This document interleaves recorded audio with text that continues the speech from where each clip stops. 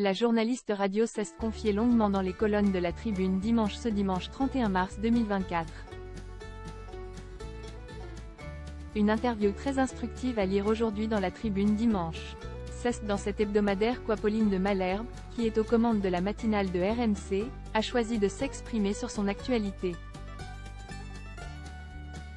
J'aime ces interviews à enjeu et je sais y faire. Au cours de cet entretien, le journaliste média Rémi Jacob a demandé « Quelles sont les personnalités les plus complexes à interviewer ?»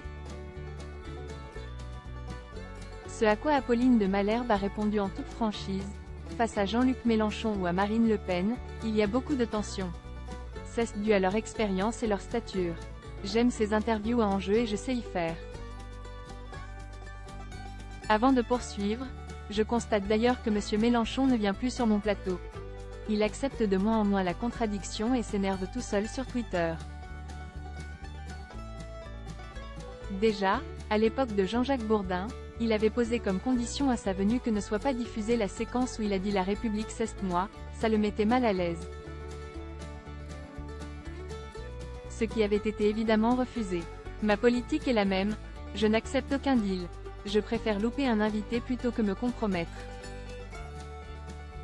Celle qui présente la matinale Apolline Matin depuis le 24 août 2020 a également été interrogée sur sa récente interview de Dominique de Villepin qui n'est pas passée inaperçue.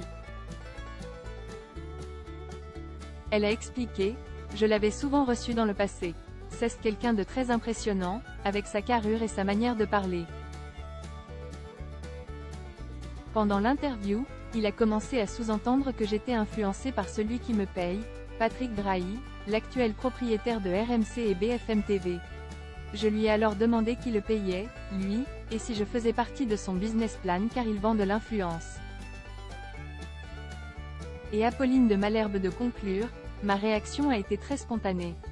J'avais eu la même il y a quelques années face à Marine Le Pen quand elle m'avait violemment attaqué sur le fait que j'étais passé par Sciences Po. J'étais resté très calme et lui avais répondu que j'étais très fier d'avoir réussi ce concours, qui, lui, ne se transmet pas de père en fille. Ça l'avait déstabilisé.